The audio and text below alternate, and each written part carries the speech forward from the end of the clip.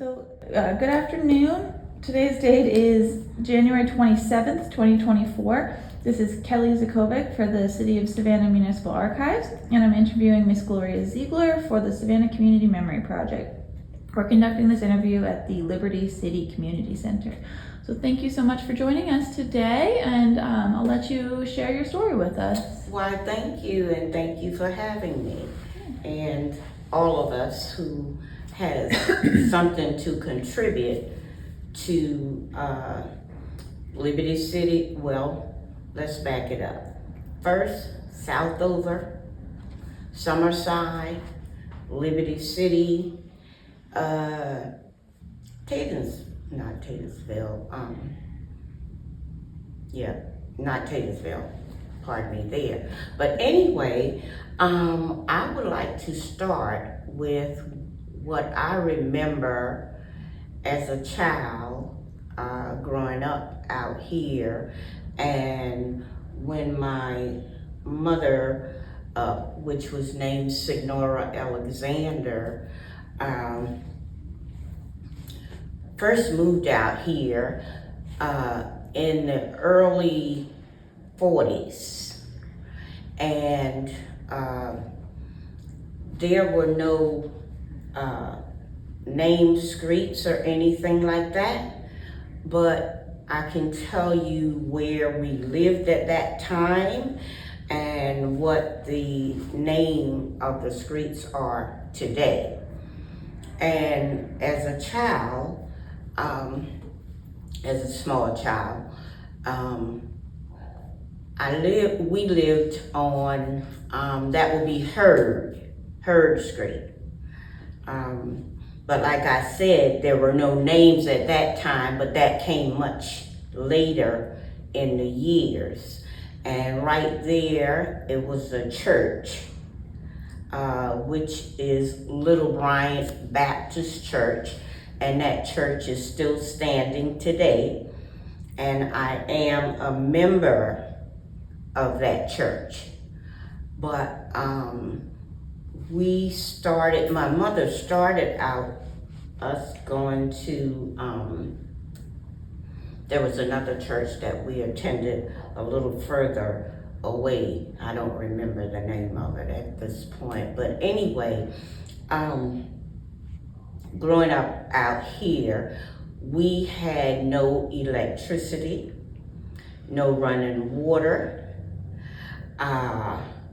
no inside plumbing. That was not available to us at that time. But I was a young child, like I said. And my mother had two sisters that also lived out here during that particular time. And the older sister was Amelia Quarterman, and my mother, which I said was Signora Alexander, and the younger sister was Daisy Green. Amelia and her husband, they had, I think, 11 children. And my mother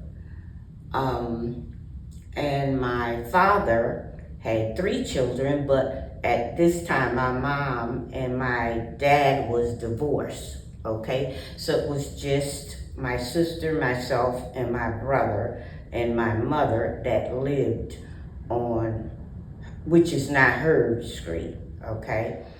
And so from there, my mother worked, what I remember, she used to say some company way back called the Union Bag. She used to work there and for many years. And then after that, she did domestic work. And we would have to, my mother had no car. She couldn't afford a car.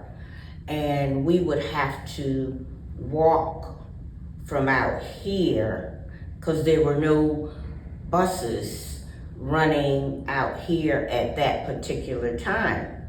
And we would have to walk from out here all the way to Bay Street.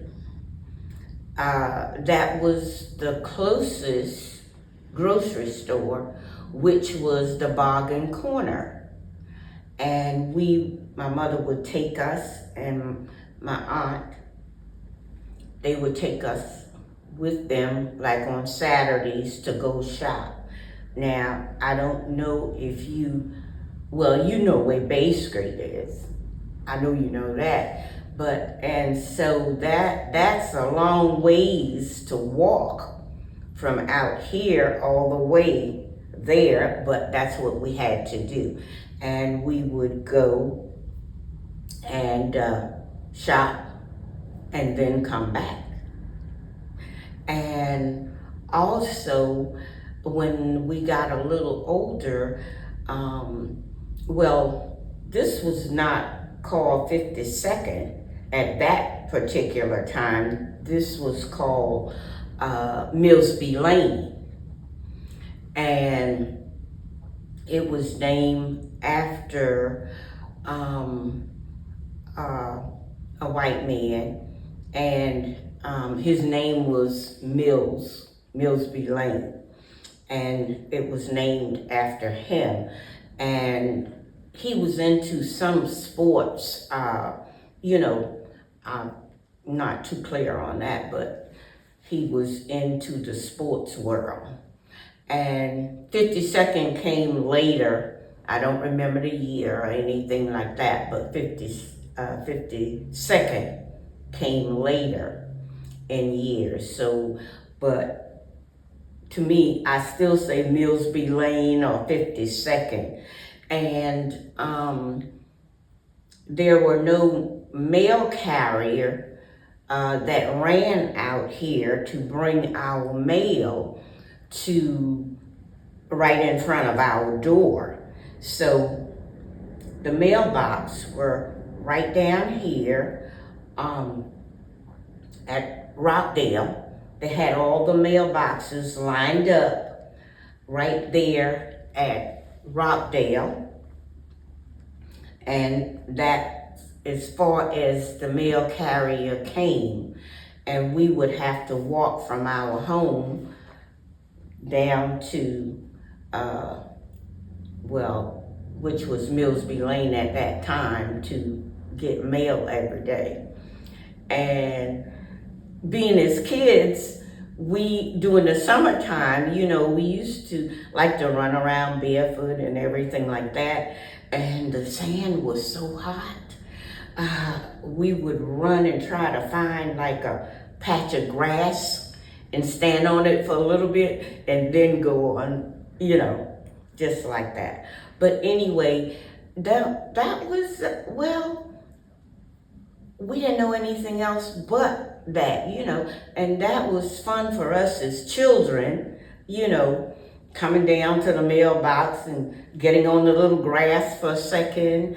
But anyway, and as years passed, they began to name Summerside, like I said, there's Summerside, and they used to call this Southover Junction. There was no Liberty City, but in later years, they named Liberty City. And if you go down 52nd and get to Liberty City, you would see a 2-story building, and you would always know that is Liberty City because there was a doctor that named Dr. Collier. And so you would know when you get there because that was the only 2-story building out here sitting there at that particular time. And so, and as far as going to school, we had to walk from out here to College Street School, elementary, College Street School. That's where today is the EOA, okay, which is on Anderson.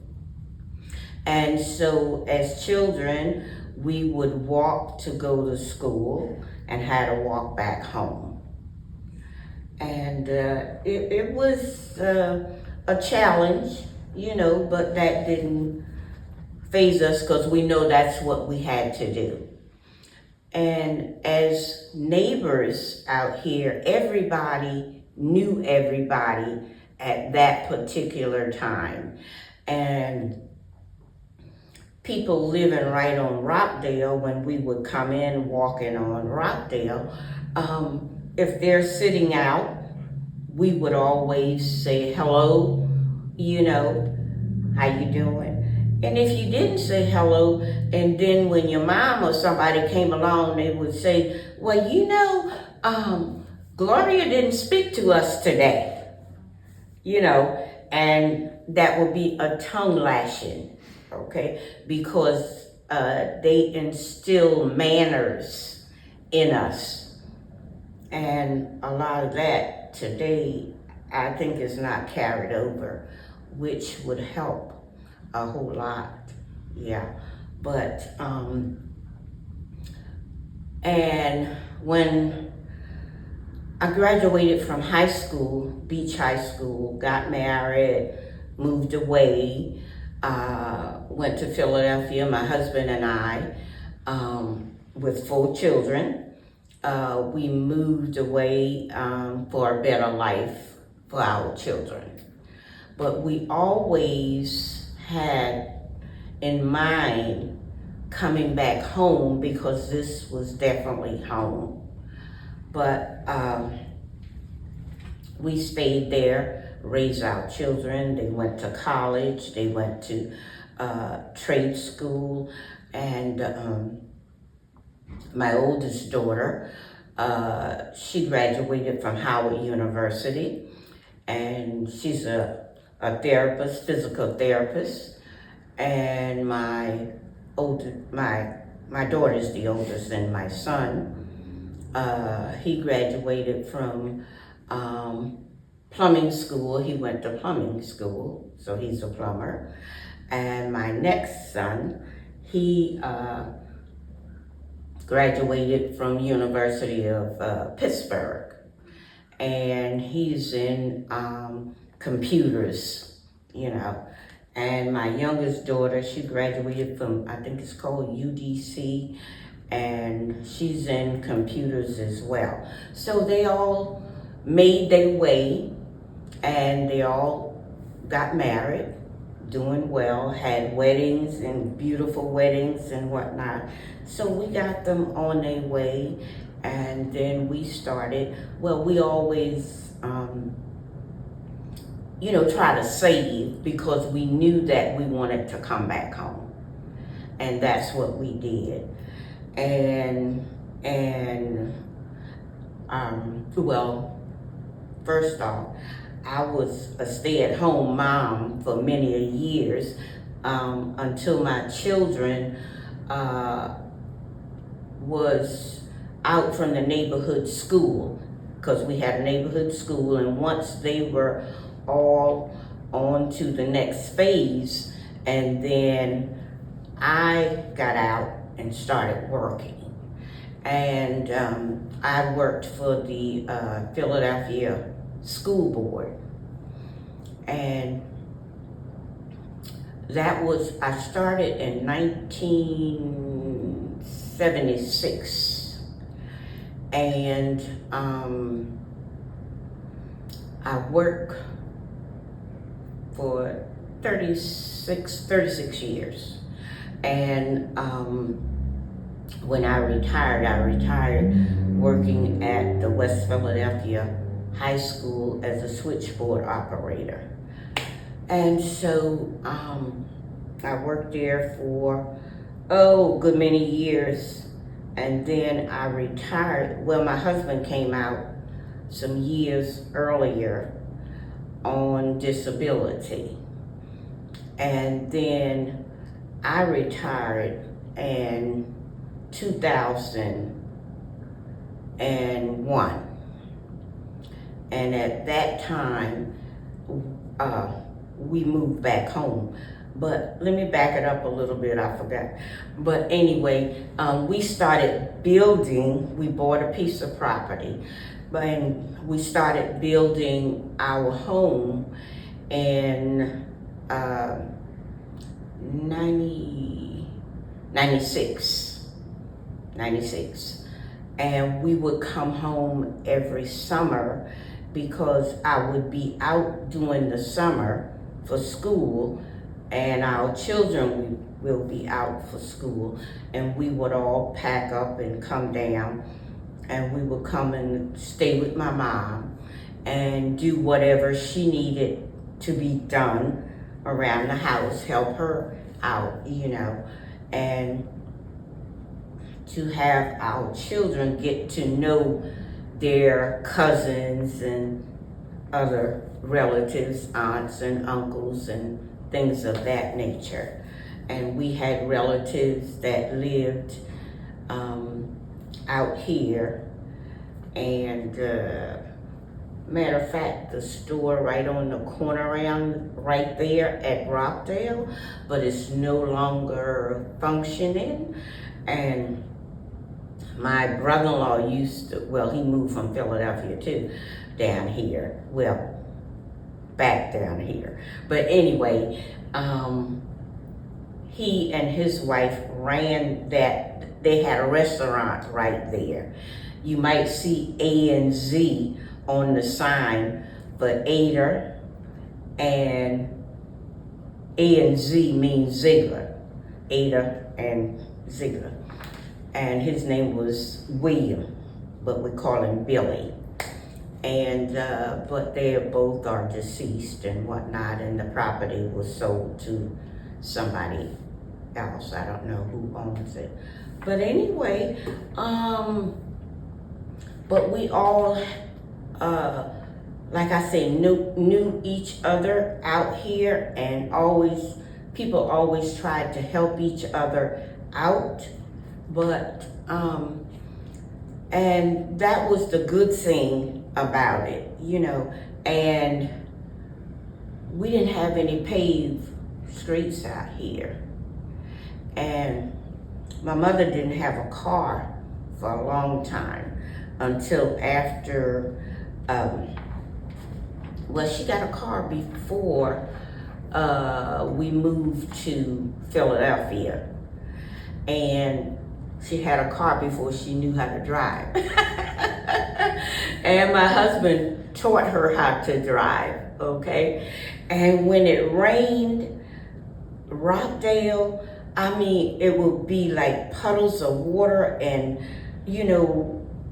and you hit those puddles and like boom, boom, boom, right over puddles of water, and that was rough.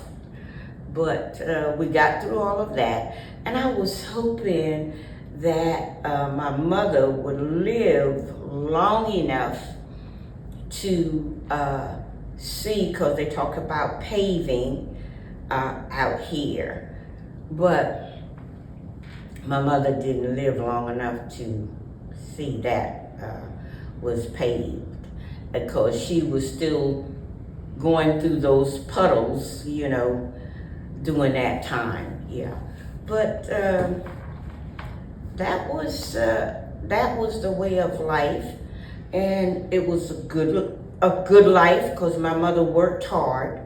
She taught us how to work hard. We had chores that we had to do, and there was, if you didn't get those chores done, there was consequences. Okay, and you got a whipping, because if you didn't do what you were told, that's what happened.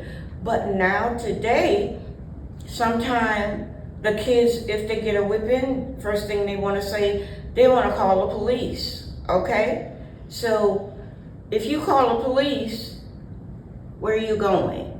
They might take you away from your parents. They call that abuse. Like, beating a child. But look, I guess they might have called that abuse when we were growing up, but it didn't kill us, and it made us better children and better parents, okay? And I think if parents today would to instill some of those old values into their children, we wouldn't have as much crime and everything as we have today. But they don't, I can't bunch everybody together, but a lot of people does not teach their children value of your property and other people's properties. So that is one of the main things I think that parents need to get a grip on their children. Excuse me.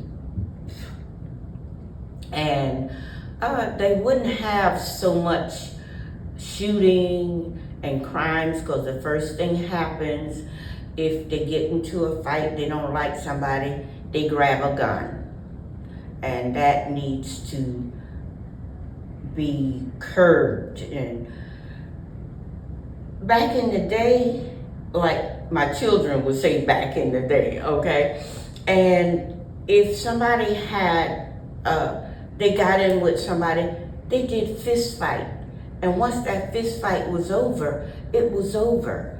They didn't go grab a gun and go back and shoot somebody or bring a gun or whatever, So that's a lesson I think that needs to be taught to our young people today.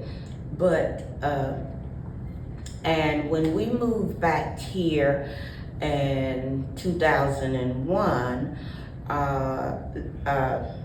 Liberty City Center was here, and I joined the center in 2002 under the leadership of Mrs. Ernestine Jones and her husband, Mr. Jones. And Mrs. Ernestine Jones, she was a beautiful person. She ran a tight ship with the organization, which was great. And we had something that calls the beautification committee, and I became chairperson of the Liberty City committee under the leadership of Mrs. Ernestine Jones. And that was, I did that. Of course, I had a committee with me, not just myself. It was Mrs. Butler. I hope I don't forget any names, but Mrs. Butler. There was, hold on, let me see. I'm trying to remember the names of Chris Fields. He is now deceased. He was a part of it. And several other men, which names I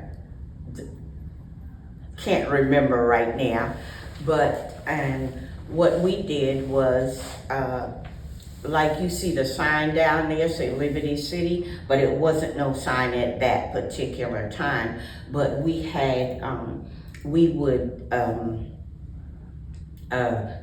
yes, it was that sign, but we would plant flowers. And there wasn't no way that we had water, that we could water the flowers to keep them going and whatnot. So we would fill up jugs of water gallon jugs of water, all of us, and bring it down and, keep the flower clean and make sure everything was nice. Christmas time, we would decorate for Christmas, we would decorate for Easter and things of that nature. And I stayed with that until Miss Gloria Williams became, because Miss Ernestine, she gave it up. And Miss Gloria Williams was the next president. And after she became president, we stuck with it until she turned it over to somebody else. And then we gave up that part of it, so that was over for us. But now Miss Donna Myers, she's taken that over. So she's doing a really good job with that, And for the community, she does a whole lot, But during that time, we would just take care of the flowers, and we would have a group of people, like on Saturdays, we would go around and pick up the trash, from here all the way down to Liberty Parkway and whatnot, trying to keep the community clean and up to date. So that's basically where we are. Lord, I hate that I can't remember some of the other men's name that helped me out on that committee, but the majority of them are gone now, they're just deceased. But Liberty City is just a nice place to live, and I hope it continues that way after I'm long gone, and everybody would try and take care of the community. And like I said, it's Summerside, they used to call it Southover Junction, and then Liberty City, and Staley Avenue was also a part of it. And we would like to keep that going and have some young people come in and just keep the organization going and make good for our community. And I think that's a wrap. Okay. Can I ask some follow-up questions? Sure. Okay, so the Summerside, Southover Junction, can you put geographic boundaries on each of those little areas? Like where is Summerside? Okay, Summerside, that's one thing I forgot to say. Summerside, there's a railroad track, there's a Summerside divides, that railroad track divides Summerside. Let me back up a little bit, excuse me. Millsby Lane and Hopkins Street, right there. If you go down Hopkins Street, you would run into, that would be Summerside. Right there where Hodge School and DeRen School, that is Summerside. And they had a grocery store, one grocery store there, and the man's name was Mr. Gannon. And a lot of people, my mother didn't do it though, but a lot of people used to go there, and I don't know exactly what they call it, but they would go and buy food and put it, I think they put it on the books or whatever, and then when they got paid they would go and pay Mr. Gannon for what they had put on credit. That's the word, what they had put on credit. But that's where Summerside began, because Greenbrier, you know where Greenbrier is. So that's a part of Summerside. That's where Summerside starts, right there. And Summerside is one way in and one way out. And divide Summerside from Southover Junction, which they used to call it, the railroad track is there. So you can't drive across that railroad track. So the railroad track divides Summerside from Southover, which is now a part of Liberty City. And then, like I said, what divide now, what used to divide Southover Junction, as they used to call it, from Liberty City, was right there when I talked about Dr. Kaya, the 2-story building, which is right there at Liberty Parkway. That's where Liberty Parkway begins, right there. And then Taylorsville, that is further down, all the way down Rockdale, and you would make a left-hand turn, and that puts you into it's not Taylorsville. Tatumville? I don't want, Taylorsville is across the railroad track, but anyway, that's basically what I could remember about it. Yes. And what part did you grow up in? I grew up right here in Southover. Always lived in Southover. Like I said, we lived right there now, which is Hurd. And like I said, there wasn't no street names, but that's now Hurd. Excuse me. And there used to be a man named Mr. Kyler. He lived on Hurd, but like I said, it wasn't a name at that particular time. And he used to shoe horses, you know, like they would put the shoes on the horses. He had a stable right there on the corner of Hurd and Mitchell. But that was many, many years ago when I was a young kid, okay? And then they had several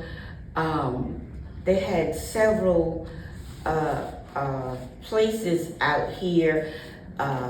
There was a man named Mr. Glover. He lived on Rockdale, a couple of blocks up. He had a nightclub on Rockdale. And when we got old enough, we used to go to the nightclub and just have a good time, you know? Yes. What was that called? What was the nightclub? Did it have a name? I don't know. I don't remember. I don't remember what the name was. But then thinking back on Stuyvesant, that's where Mr. and Mrs. Jones moved out here many years later, but they weren't out here during that time. But on Stuyvesant, there was another little place, like they used to call it, like a little juke joint, where they would play music. You could go there and buy like little sodas and chips and stuff like that. But it was a place that young people like us, when we were young, could go, and they call it the juke joint, and that was run by Miss Mary and Mr. J.C. Holmes, and we used to go there and just have a nice time and dance and whatnot. So yeah, and in Summerside, there was a nightclub that was across the railroad track, because that divides south over from Summerside. They had a nightclub that they called the Long Bar, and that was many, many years ago. And the reason they call it the Long Bar, because it was a long building. It was a long red building, but we weren't old enough to go to the clubs at that time, and my mother didn't club. Okay, yes, but yep, that was called the Long Bar. Interesting.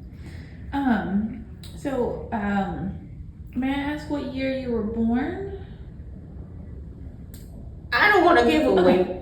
How old were you when you moved out here? Or were you born out here?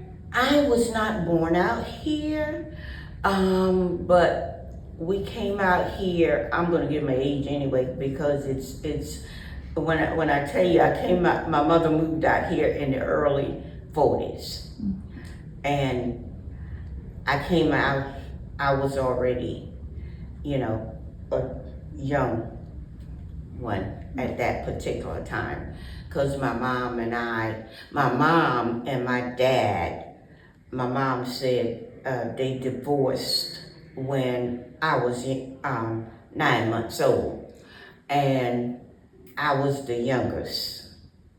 And so, but when we moved out here, I don't remember exactly how old I was, but I was a little one, and that was in the early 40s. Did your mom build her home? Or? My mother, yes. Yes, my mother bought property, and each one of her sisters, they bought property. And my mother, she had a house built, and we was raised on Meadow Street. And my aunt, she bought a piece of property on Meadows. It was an acre of land. And my mother they sold it that particular time. My mother bought 1/2 acre. My Aunt Daisy, she owned the other half. She bought the other half. And her other sister, Amelia, and her husband, they lived on, and I know I'm going to probably pronounce this incorrectly, Pennington, and they bought property right there. And so the 3 sisters lived right in that area. So they all bought property and owned their own property outright and had homes built. Yes. So we've been asking everybody about community leaders out here, significant people. And so you mentioned Donna Myers. Can you tell us a little bit about what she does in the community these days?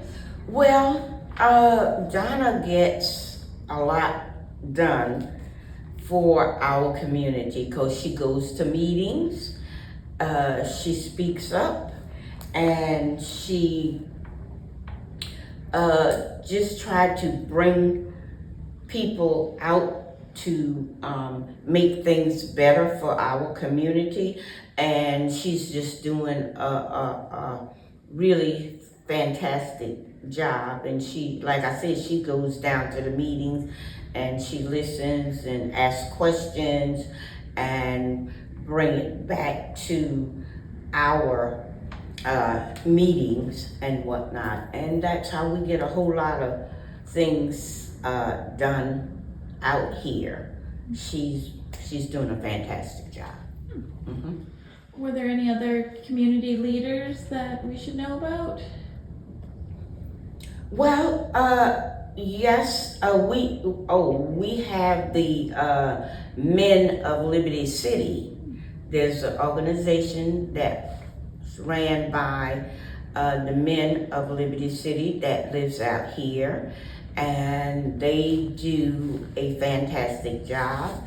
And they used to have fish fries and sell dinners, and they did that to raise money for scholarship, because they give scholarships to the children that lives out in this area.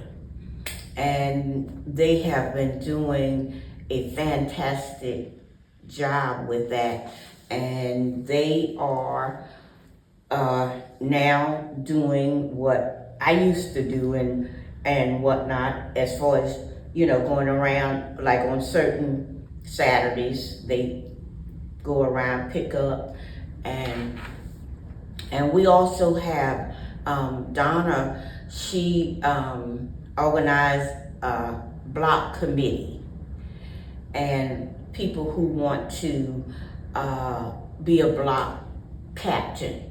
That was one of the things that she have done, and that's a big help. And I am the block captain of my block, and there's other people and are block captains of their block as well. And what we do is we put up Donna. We have meetings, and we talk about different things, and whatever we have going on, want to be having. Like one of the things that she implemented was like doing Christmas time with the beautification. She's over beautification. Is that people decorate their homes, and they Donna gets a committee. They go around and they would judge the houses, and people will be first place, second place, and third place. And so they would get a plaque put in a yard for first place, second place, and third place. And so that's one of the things that she have done. Mm-hmm. Speaking of block captains, were you here when the streets were named and when the neighborhood designated the street names? No, I was not. I was up north at that particular time. Mm. So I was not here when that took place. Okay. Two more questions. So how would you say that the neighborhood has changed since you were a child? It has changed a whole lot, tremendously. And like I said, we used to know everybody, but it has grown so much, and people move out, and the neighborhood, they would, buy property and move out here. And so there's a lot of people now that you don't know, but we know a lot of people by coming to our meetings. Not everybody come, but we have a good, solid community center, and we have a lot of people that shows up. So that carries on, and now it used to be all black community out here at that particular time, but now we have some white people moving in, we have some Asian, and they all, we all get along together. And what I wanted to say about there were if you go straight down 52nd and till you get to 52nd and you go all the way down till you get to the right, and there used to be a bank that sits, Wells Fargo used to sit over there, and then they had a little area which is still there, and that was I'm remembering other things now. That used to sit there, and it's a little, there's a Jack's packing shop, liquor store.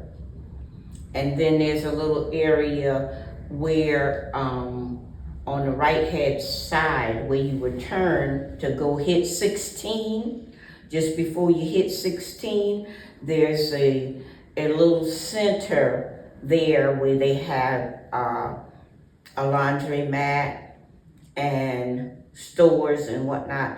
But many years ago, it was called Benny Warsaw. They had a store there that was called Benny Warsaw. So the more I talk, the more I remember. It happens. And he had, I think, like kind of like a hardware store, but now they have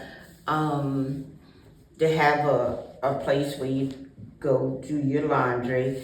They have a place where they sell lottery. They have a store where they sell lottery tickets and stuff of that nature. And like I said, Wells Fargo used to be there, but they're now no longer there. They moved, and so that's basically it. If you have any more questions. I think you covered a lot of our questions. So any last thoughts? Pardon? Anything else? Last call? Not that I can think of. Okay. Yeah. I wish that I could have remember the other gentleman's name that was on the committee with me besides Chris Fields and Mrs. Butler. And like I said, the other, it just got away from me. If it comes to you, can give us a call. Okay. Well, thank you so much. You're quite welcome.